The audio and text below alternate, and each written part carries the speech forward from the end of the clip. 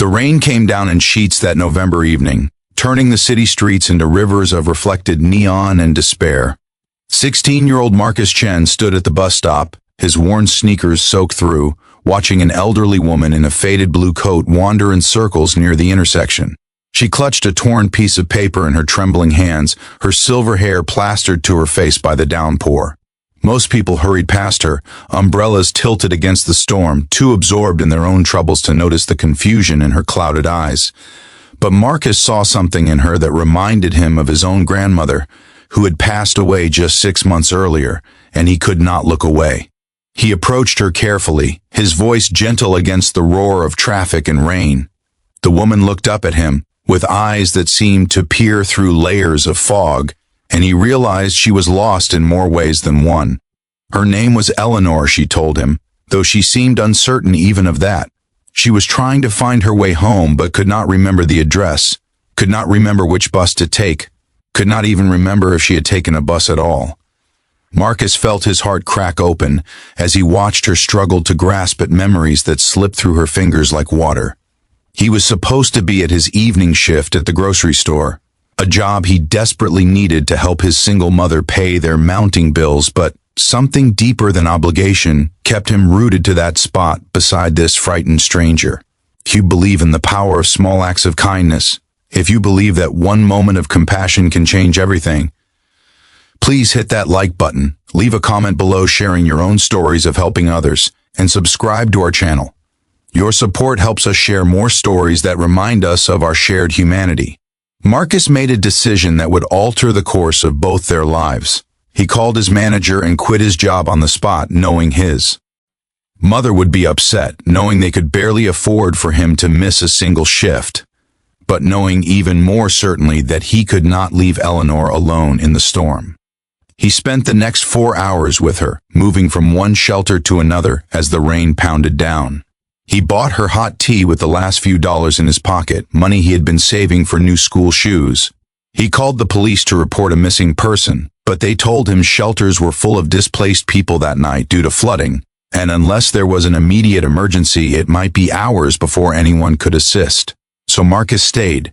He held Eleanor's hand as she cried softly, mourning for memories she could no longer touch, for a home she could no longer find, for a life that seemed to have slipped away when she was not looking.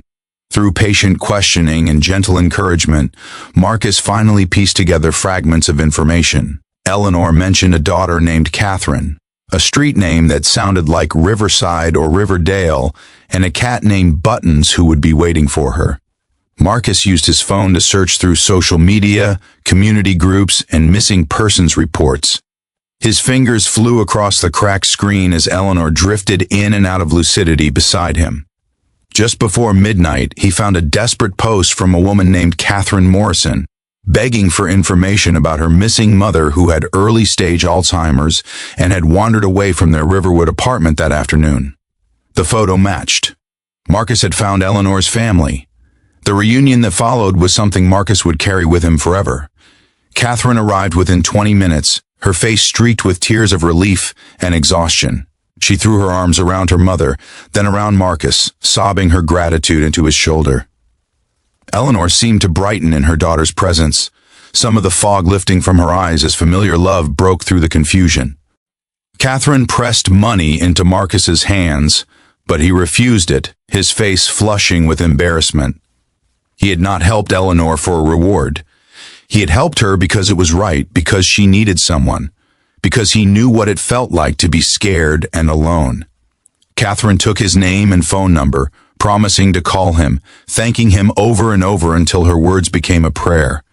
Then they were gone, disappearing into a taxi that carried them back toward home, leaving Marcus alone in the now gentle rain with nothing but wet clothes, an empty wallet, and a fullness in his chest he could not quite name. The days that followed were difficult. Marcus's mother was angry about the lost job, stressed about the bills that kept piling up on their small kitchen table. Marcus found another position, this time washing dishes at a diner for even less pay. He worked long hours after school, his grades slipping, exhaustion becoming his constant companion. He thought about Eleanor sometimes, hoping she was safe, hoping Catherine had found a way to keep her mother from wandering again. But mostly, Marcus tried to forget that night, tried to push away the guilt he felt about disappointing his mother, and the quiet wonder he felt about having truly helped another human being when it mattered most. Then, exactly 1 week after that rainy November evening, Marcus came home from school to find his mother waiting for him with tears in her eyes and an official-looking letter in her hands. His heart dropped. The envelope bore the seal of the city police department, and Marcus's mind raced through possibilities, each more frightening than the last. Had something happened to Eleanor? Was he in trouble somehow? His mother's expression was unreadable as she handed him the letter, her hand shaking slightly. Marcus tore open the envelope and began to read, his eyes scanning the formal text with growing disbelief. The letter was not what he had feared. Catherine Morrison had gone to the police station the day after her mother's rescue to file a formal commendation for Marcus's actions. But she had done more than that. Catherine, it turned out, was a corporate lawyer who had recently lost her own teenage son to leukemia 2 years earlier. Finding her mother safe because of Marcus's intervention had awakened something in her, a desire to honor both the boy she had lost and the boy who had embodied everything she wished for in the world. The letter explained that Catherine had established a scholarship fund in her late son's name, and Marcus had been selected as its first recipient. The fund would cover his remaining high school expenses, provide a monthly stipend for his family, and guarantee 4 years of full university tuition to any accredited institution he chose. Marcus read the words 3 times before they began to feel real. His mother was openly weeping now, pulling him into her arms as the letter fluttered from his hands to the floor. The scholarship was worth more than $200,000 over the course of his education. It was a future he had never dared to imagine, handed to him because he had chosen compassion over convenience on a rainy night when no one else would stop.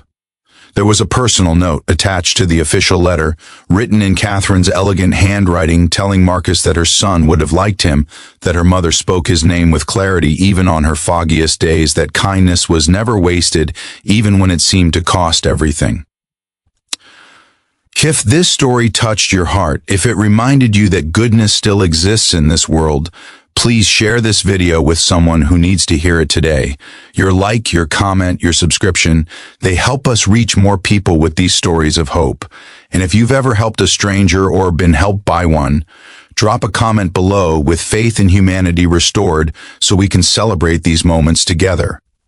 Marcus Chen went on to study social work at university, dedicating his life to helping vulnerable populations, particularly elderly individuals struggling with dementia and Alzheimer's disease. Eleanor lived another 8 years, spending them safe and cared for, always remembering the boy in the rain who stayed. Catherine and Marcus remained close, a bond forged in crisis and gratitude that transcended the initial act of rescue. And on difficult days when Marcus wondered if his work mattered, if one person could truly make a difference, he thought back to that November evening when the rain came down and everything changed because he chose to see another person's pain as more important than his own convenience. The letter from the police remained framed on his wall, a reminder that kindness is never lost, that compassion creates ripples we cannot predict, and that the smallest act of humanity can transform not just one life, but generations of lives yet to come.